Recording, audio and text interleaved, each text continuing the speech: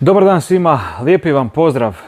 Dinamo danas očekuje utakmica protiv Varaždina. U Varaždinu od 21 sat, teška utakmica, definitivno. Varaždin koji trenutno na tablici je na 5. mjestu, ima isto toliko bodova, dakle 5 bodova. Jednu pobjedu, 2 remija, 1 poraz. Ta jedna pobjeda se desila u zadnjem kolu, sada na Rujevici protiv Rijeke, i ta pobjeda im je definitivno dala veliku dozu samopouzdanja. 2:1, dakle, Varaždin pobjedio Rijeku. Kažem, veliku dozu samopouzdanja su dobili, što je i rekao njihov trener Nikola Šafarić, i sigurno da Dinamo očekuje zahtjevan posao da osvoji nova 3 boda.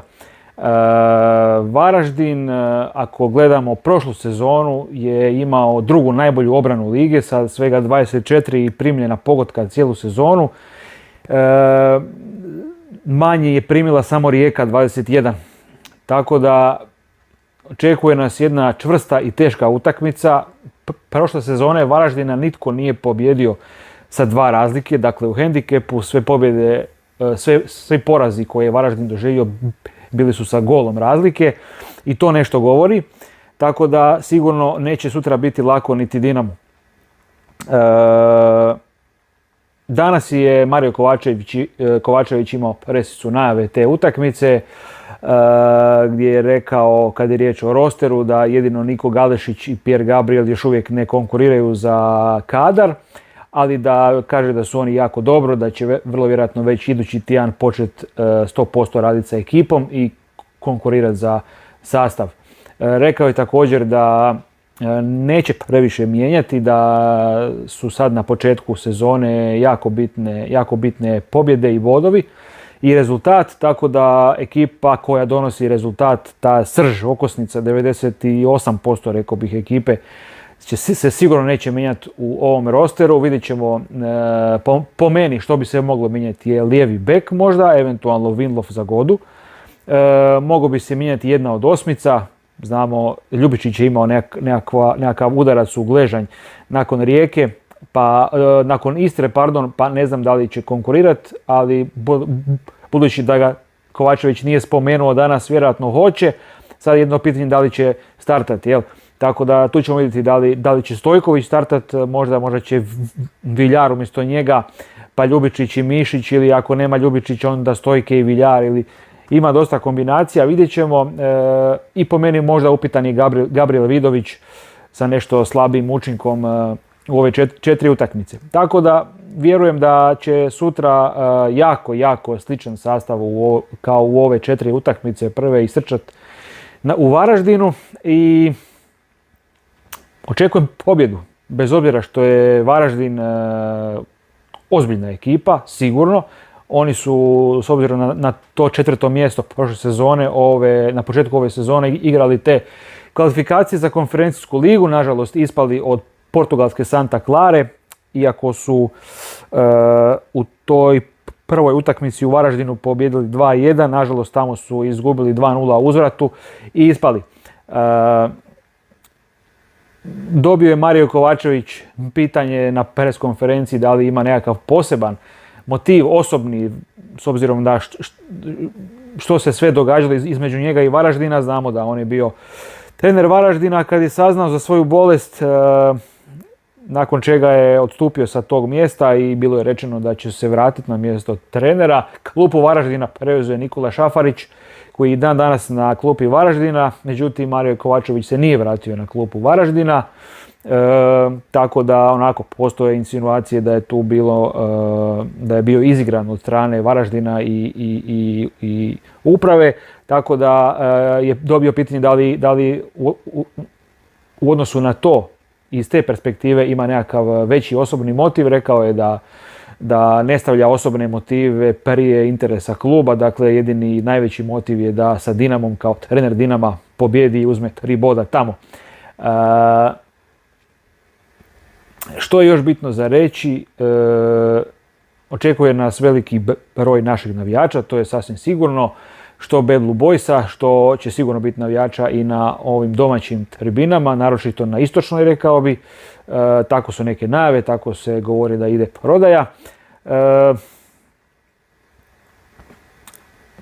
I sam Mario Kovačević je na presici rekao da Varaždin igra nešto ofenzivnije ove sezone, da sama konfiguracija ekipe i sa tim mamutom gore u vrhu napada, Tavarešom koji je, čini mi se, lijevo krilo ili tako nešto, dosta ofenzivnije igraju oko miti, imaju veću dubinu, što možda je i dobro za Dinamo. Ukoliko malo se Varaždin nametne, Dinamo može na kontranapad odgovoriti, ali mislim da će veliku većinu utakmice ipak Dinamo dominirati sa posjedom i sa prilikama, barem se nadamo, ili barem bi tako trebalo biti, a sve će nam reći stanje na terenu, jel? Znamo da na početku ove sezone u Varaždin se vratio Leon Belcar koji je bio prošlu polusezonu na posudbi u Dinamu, gdje je prvo trebao imati transfer u Dinamo, međutim zbog nekakvih komplikacija na liječničkom pregledu na kojemu je otkriveno nešto sa zdravljem, da ne idem u detalje, promijenjena je i odluka i on je ostao na posudbi s opcijom otkupa. Dinamo nije odlučio otkupiti njegov ugovor, tako da se on vratio u Varaždin i sigurno igrač koji im jako puno znači i kao jedna od te dvije osmice koje igraju u sredini i sigurno da će biti im dodana vrijednost. Pero Bočkaj navodno neće konkurirati za utakmicu sutra, imao je neku ozljedu, da li to nakon uzvrata u Portugalu protiv Santa Clara ili tako nešto, uglavnom on nije spreman za utakmicu sutra. I to je to, evo, mislim da sam sve što sam mislio ovako po pitanju tih, kako ih ja zovem, servisnih informacija. Kažem, očekujem pobjedu Dinama, očekujem da na reprezentativnu stanku odemo sa maksimalnih 5 od 5, sa 15 bodova, sa odličnom atmosferom. Da, evo, rekao bi, Mario Kovačević je na presici rekao da se sa igračima koji manje igraju na početku sezone svakodnevno dosta razgovara i priča, da su oni svega svjesni, da je konkurencija velika, ali da uskoro slijede i obaveze u Europi i u kupu, tako da će biti šanse za sve.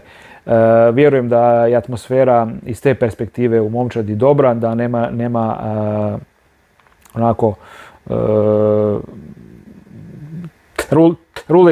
trulih jabuka u toj kašeti jabuka Dinamovoj, i da nema igrača koji, barem za sada, još uvijek ne kvare atmosferu, jel, u slačionici. Na van ovako se čini da se dečki jako dobro slažu i da podržavaju jedan drugoga bez obzira tko igrao, a tko prosjedio na klupi ili tko ušao s klupe, tako da vjerujem da će se to vidjeti na terenu, ta homogenost ekipe. Evo, to je to. Napišite vi u komentare vaše mišljenje što očekujete od utakmice danas sa Varaždinom, da li očekujete neke promjene u sastavu i od kuda vreba najveća opasnost u toj utakmici današnjoj za Dinamo.